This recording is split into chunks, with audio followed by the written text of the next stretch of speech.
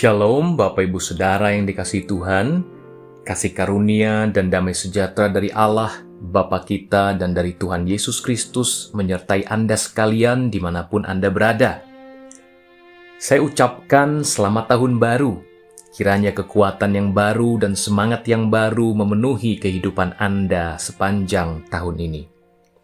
Sebelum kita menikmati renungan firman Tuhan pada hari ini, mari kita berdoa terlebih dahulu.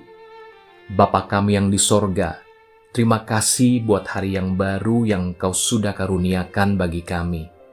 Kami bersyukur atas rahmat-Mu yang selalu baru dan kasih setia-Mu yang tak pernah berkesudahan atas kami. Sebentar kami akan mendengarkan dan menerima kebenaran firman-Mu. Pertajam telinga kami untuk mendengarkan seperti seorang murid, sehingga lidah kami, bahkan segenap kehidupan kami, boleh Kau berkati dan Kau pakai untuk memberkati kehidupan banyak orang bagi kemuliaan-Mu. Renungan hari ini berjudul Pelajaran dari Ikan.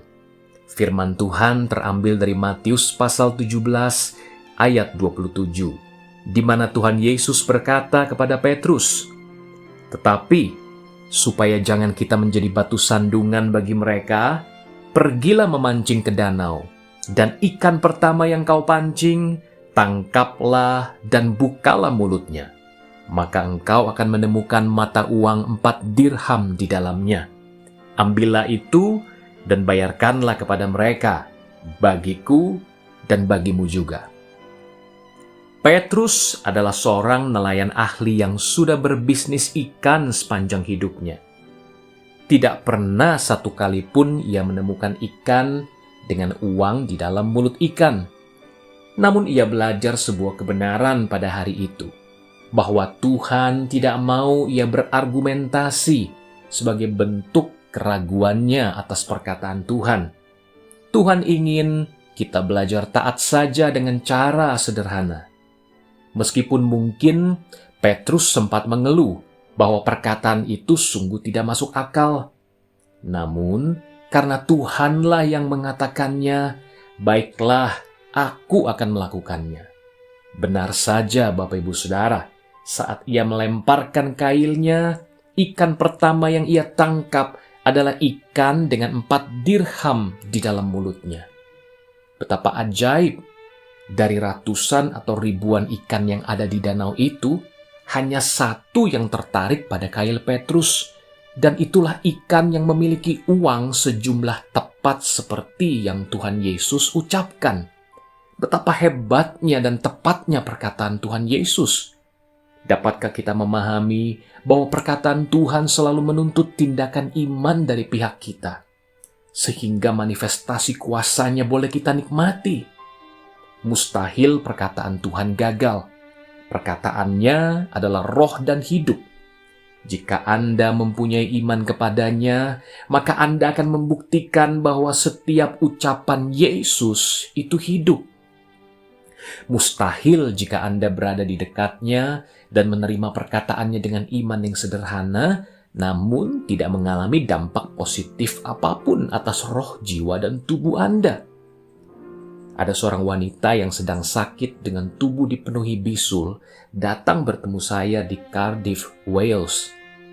Ia juga sempat jatuh 2 kali karena sakit yang dideritanya itu. Saat ia datang ke ibadah kami, ia kembali terjatuh. Nyata sekali bahwa iblis ingin menghancurkannya saat itu. Ia tampak tak berdaya dan terlihat seperti orang yang sudah mati.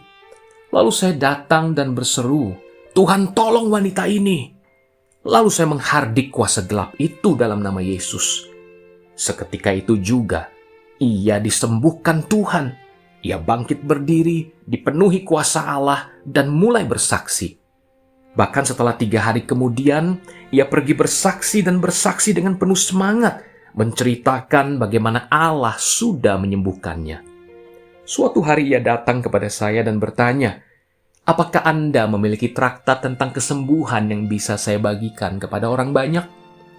Saya menjawabnya sambil memegang Alkitab saya. Injil Matius, Markus, Lukas, dan Yohanes. adalah traktat terbaik untuk segala jenis mujizat dan kesembuhan yang dibutuhkan manusia.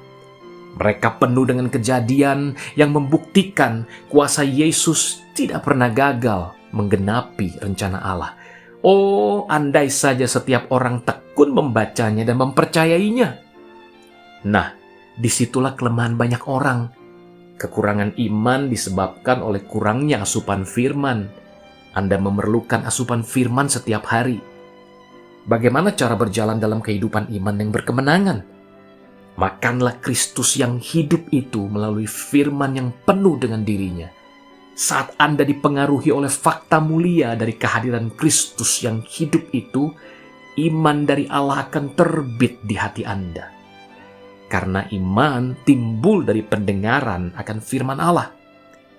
Kalimat, barang siapa percaya kepadaku, itulah esensi kehidupan ilahi di dalam kita, yaitu kehidupan oleh iman. Hanya bagi yang percaya, segala sesuatu terjadi. Jika Anda berani percaya, kuasa si jahat tidak sanggup bertahan, karena kuasa firman Allah mengalahkannya. Yesus memberikan kita firman-Nya, supaya iman kita menjadi efektif. Dengan iman sepenuh hati, apapun yang Anda ucapkan pasti terjadi.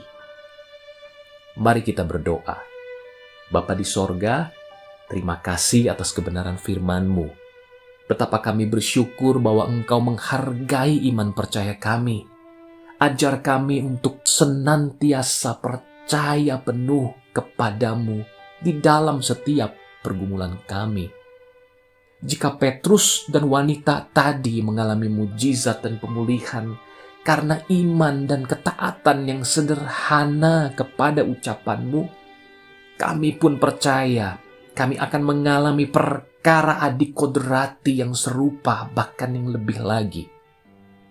Sepanjang hari ini kami percaya bahwa berkat-Mu melimpah atas kami, sehingga apapun yang kami kerjakan, Engkau membuatnya berhasil.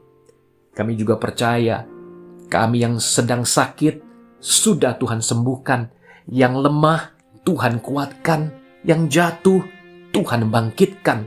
Yang terikat, dimerdekakan. Karena di dalam Kristus, kami lebih daripada orang-orang yang menang karena kasih-Nya atas kami. Di dalam nama Tuhan Yesus, terjadilah lebih dari yang sanggup kami pikirkan dan doakan. Amin. Demikian renungan kita pada hari ini. Saya yakin dan percaya kita semua diberkati berlimpah-limpah oleh kuasa firman Tuhan. Sampai jumpa dalam renungan berikutnya. Sekali lagi saya ucapkan selamat tahun baru dan selamat menikmati kemurahan serta kekuatan yang baru dari Tuhan. Haleluya! Kasih Bapa dan anugerah Tuhan Yesus Kristus serta persekutuan dengan Roh Kudus menyertai Anda semua.